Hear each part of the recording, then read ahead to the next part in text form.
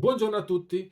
Nel video di oggi ci occuperemo di BMS e in particolar modo realizzeremo un pacco batterie 1S, quindi da 3,7 volt, che mi servirà per alimentare un aspirapolvere portatile. Io sono Alfredo, benvenuti sul mio canale. Sappiamo che il BMS interviene proteggendo la batteria e interrompendo il MOSFET di overcharge o di overdischarge per staccare la batteria dal carico, rispettivamente nel caso in cui la batteria si sta caricando troppo oppure si sta scaricando troppo. Controlla la corrente assorbita dal carico e interviene aprendo il relativo MOSFET in caso di cortocircuito o sovracorrente. La quantità di corrente viene rilevata misurando la caduta di tensione esistente sui due MOSFET in conduzione, rispettivamente tra il piedino ground e current sensing. Ogni BMS ha una corrente massima oltre la quale interviene bloccando l'uscita verso il carico. La scelta di un BMS inoltre dipende anche dal numero di celle contenute nel pacco batterie. 4.2 volt per una singola cella 1S, 8.4 volt per due celle in serie 2S e via dicendo. Il motore del mio aspirapolvere che voglio rendere portatile funziona con una tensione di circa 3,6 volt che vado ad impostare sul mio alimentatore variabile. Andiamo a misurare la corrente assorbita da questo motore con un amperometro a pinza impostato su fondo scala 20 A e corrente DC, ossia continua. Resettato lo strumento, andiamo a misurare questa corrente assorbita.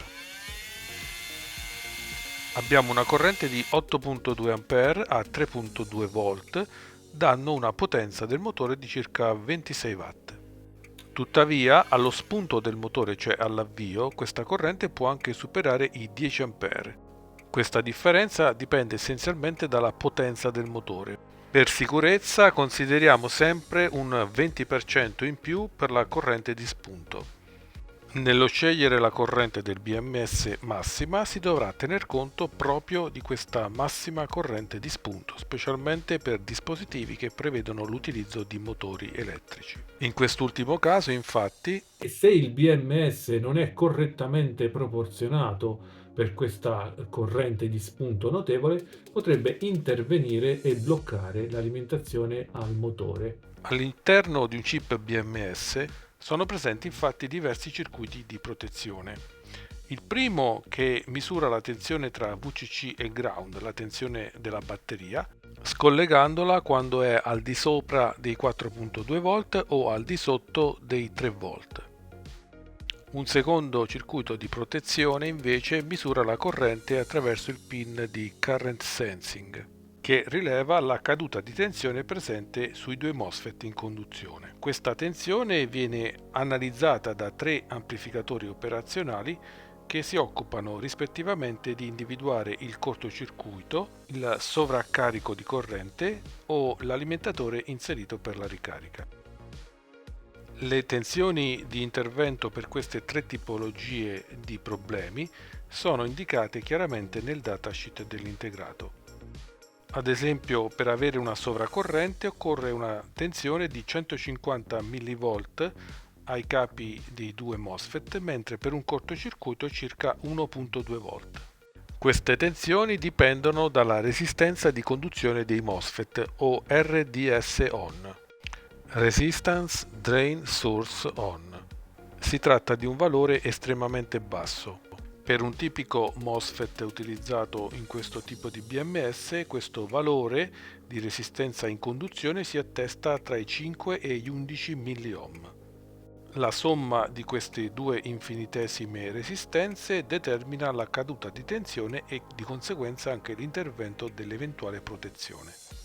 All'atto pratico, il motorino collegato al BMS in protezione non si avvierà affatto oppure stenterà ad avviarsi.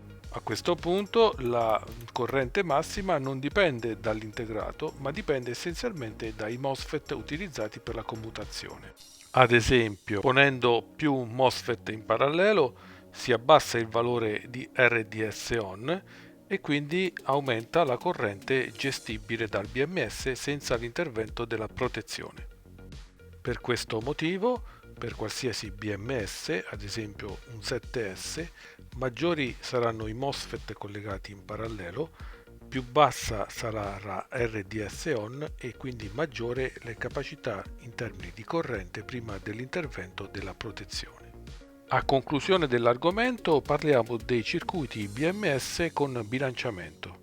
In un BMS 2S senza bilanciamento, ad esempio, da 20 A, dove ciascuno dei due MOSFET in parallelo si fa carico di circa 10 A, troviamo esclusivamente il chip BMS 2S. Nello stesso BMS con bilanciamento invece è presente anche un'ulteriore circuiteria che fa capo a due chip di controllo che scaricano l'energia in eccesso su una resistenza di potenza attraverso la conduzione di un MOSFET. In questo modo tutte le celle di quella serie saranno caricate nella stessa misura. È possibile riconoscere un BMS bilanciato rispetto ad uno normale dalla presenza delle resistenze di potenza pilotate dai MOSFET pilotati dai chip di controllo. Questi circuiti di bilanciamento cosiddetti passivi si distinguono da altri tipi di bilanciatori attivi, così chiamati perché riescono a trasferire la corrente dalle celle più cariche a quelle più scariche. Questi bilanciatori attivi si basano su condensatori elettrolitici che vengono caricati e scaricati per trasferire l'energia tra le celle e realizzare il bilanciamento. Se una batteria a litio si abbassa repentinamente di voltaggio sotto carico, è probabile che sia sbilanciata. In un mio video precedente ho affrontato l'argomento del ripristino manuale della capacità di una batteria attraverso il bilanciamento. Link qui in alto a destra. Bene, fatta questa doverosa premessa sul funzionamento dei BMS, a questo punto torniamo al nostro aspirapolvere che vogliamo rendere portatile con una batteria a litio ricaricabile tramite una porta USB. Il motore funziona a 3.6 volt, pertanto per la sua alimentazione al suo interno andrò ad inserire un pacco batteria 1S 2P, due celle in parallelo, da 2,5 Ah con il relativo BMS. Per realizzare questo progetto devo necessariamente smontare l'aspirapolvere e procurarmi alcuni componenti elettronici. Utilizzerò un modulo TP4056 che andrò a modificare per aumentare la corrente che è necessaria allo spunto da parte di un motore abbastanza potente come quello di un aspirapolvere. Questo modulo contiene al suo interno il chip 4056 che si occupa della ricarica della batteria a litio fino ad una corrente di 1 A massimi. È possibile modificare questa corrente in diminuzione agendo sul valore della resistenza R3. Questo modulo nello specifico contiene anche il chip del BMS 1S TW01 e i due MOSFET all'interno di questo mini contenitore. Il BMS di questo modulo permette di gestire fino a un massimo di 3 A e quindi non è adatto al motorino del nostro aspiratore. I due MOSFET contenuti nel chip FS8205 infatti introducono ciascuno una resistenza di 30 milliohm circa che moltiplicata per i 10 A di assorbimento per 2 danno un valore di 600 mV ben al di sopra dei 150 mV previsti dal BMS per l'intervento della protezione da sovracorrente. Al superamento di questa corrente massima, uno dei due MOSFET interviene e interrompe il collegamento tra carico e batteria. Per ovviare a questa limitazione di corrente andrò ad utilizzare un modulo TP4056 senza BMS e alla sua uscita, piuttosto che collegare direttamente la batteria, collegherò l'ingresso P- e P+ di questo BMS 1S da 25 A. Una volta definito il BMS andiamo a prendere qualche misura per le due celle che andranno collegate in parallelo. Si tratta di due celle 18650 che andrò a saldare a stagno, quindi senza l'utilizzo della saldatrice a punti. Anzitutto vado a misurare il valore di tensione delle due celle per evitare di creare un pacco di batterie già sbilanciato in partenza. Questa seconda cella è praticamente quasi completamente carica, pertanto l'altra cella dovrà essere ricaricata prima di realizzare il pacco. Fatta questa operazione di ricarica, aggiungo questo isolatore in carta per evitare il cortocircuito tra positivo e negativo in fase di saldatura. Per poter saldare i terminali smaltati è opportuno grattare la superficie di questi elettrodi in modo da poterci depositare sopra dello stagno. Non insistete troppo con il saldatore su queste batterie per evitare di danneggiarle. Applico della colla a caldo per giuntare tra loro le due batterie. Utilizzo del filo di rame rigido da 1 mm quadrato che mi garantisce un ottimo amperaggio, non prima però di aver applicato del flussante per favorire la saldatura.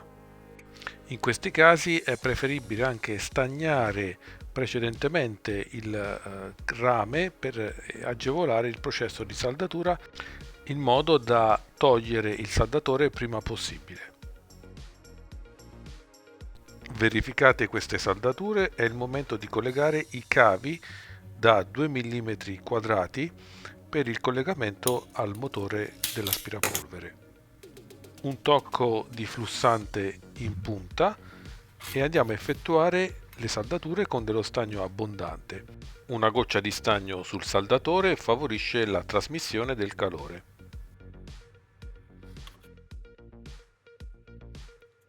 A questo punto andiamo a saldare il nostro modulo puro TP4056 senza BMS, che si occuperà della ricarica delle due celle a litio. L'uscita di questo modulo sarà collegato al BMS 2S da 25 A all'ingresso P+ e P-. Ciascuno di questi MOSFET si fa carico di una corrente di circa 8 A. Applico del biadesivo sul retro per fissare questo BMS alle due celle a litio. Se vi piacciono questi miei video tutorial, non dimenticate di mettere like, condividerli ed eventualmente anche iscrivervi al mio canale. Grazie per il vostro supporto. In questa fase, raggiungendo il cavo temperature notevoli, dovremmo necessariamente utilizzare delle pinzette per evitare di scottarci. Saldiamo anche il terminale negativo delle batterie al BMS. Questo terminale sarà interrotto dai MOSFET durante l'intervento della protezione. A questo punto andiamo a fissare il modulo TP4056 per la ricarica delle batterie. Si tratta di moduli che possono essere facilmente danneggiati dall'elettricità statica. Quando effettuate questi lavori ricordatevi di scaricarvi sistematicamente le mani su una presa di terra. Per il collegamento di questi cavi da 1 A utilizzo dei residui presi da vecchi collegamenti di hard disk.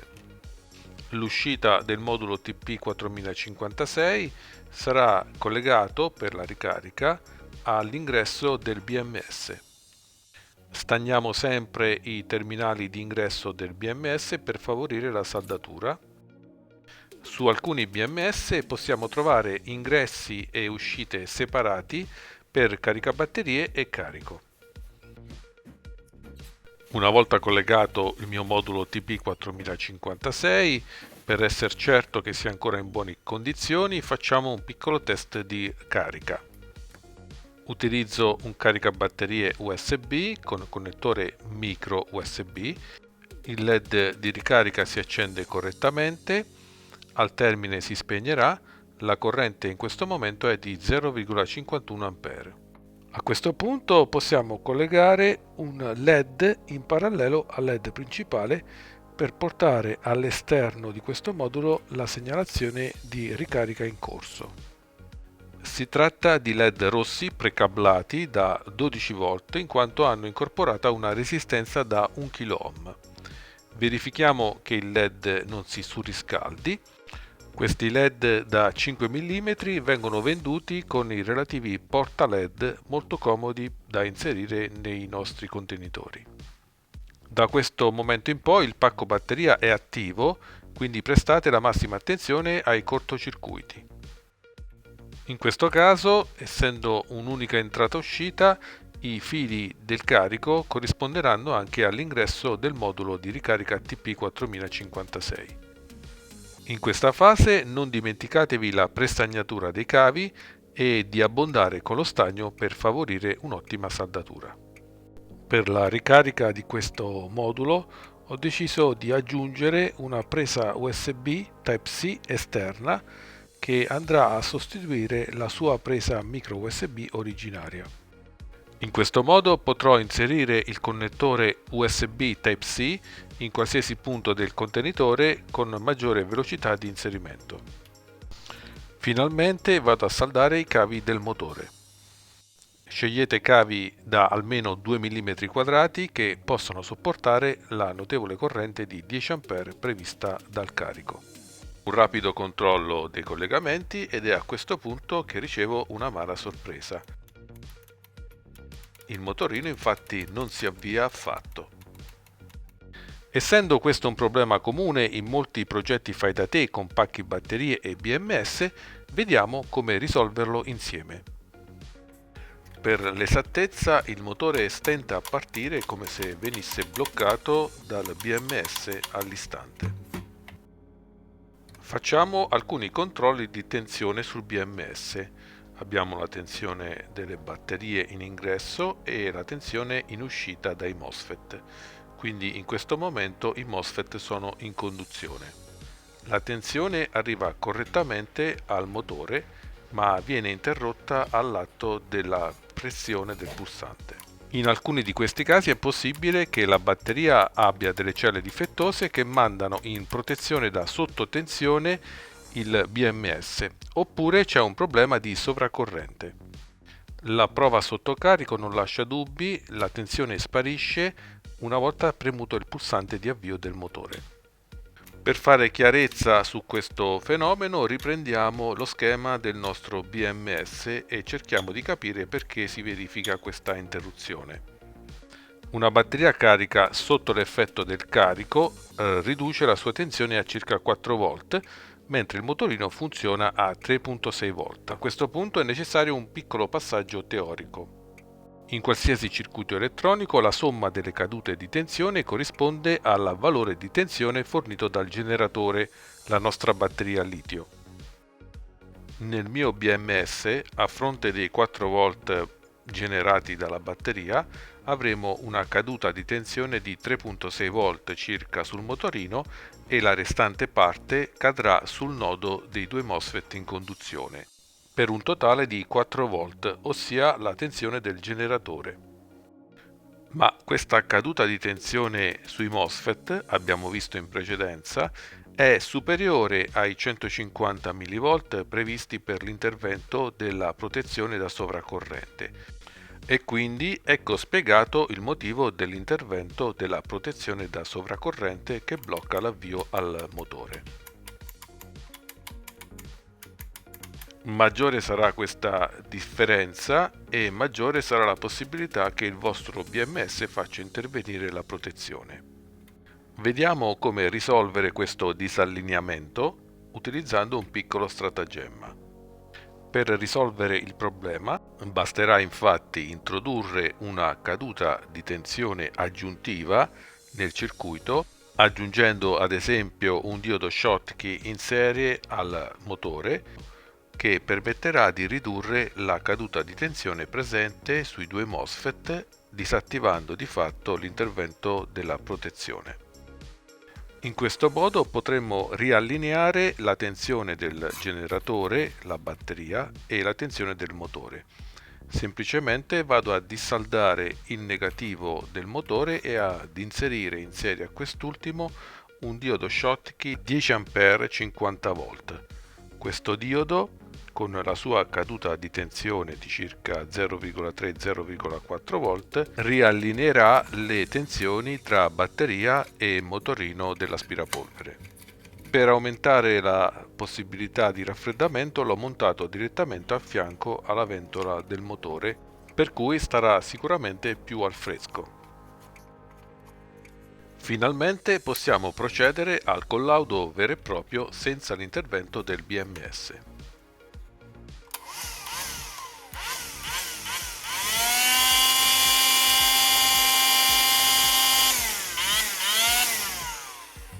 E a questo punto il mio aspirapolvere con pacco batteria 1S2P e BMS da 25 A con ricarica USB da modulo TP4056 puro è quasi pronto. Basterà inserire il porta LED e la presa per la ricarica USB sul contenitore. Un po' di colla sul LED e un po' di colla sul porta LED. Vi ricordo che in descrizione troverete tutti i link per l'acquisto dei materiali e degli attrezzi utilizzati nei miei video, cliccando o acquistando dei quali contribuirete al mio canale. Una volta inserito il connettore della porta USB, vado ad effettuare la saldatura sui terminali del circuito stampato. Inseriamo il caricabatterie Type-C e verifichiamo l'assorbimento di corrente durante la ricarica. A ricarica conclusa, il LED rosso si spegnerà e il mio aspirapolvere è pronto per l'utilizzo. Per concludere, vi ricordo che potete scrivermi per consulenze gratuite all'indirizzo sovraimpressione. Bene amici, spero che questo video vi sia piaciuto. Se è così, come al solito vi invito a sostenermi mettendo like e vi do appuntamento alla prossima volta.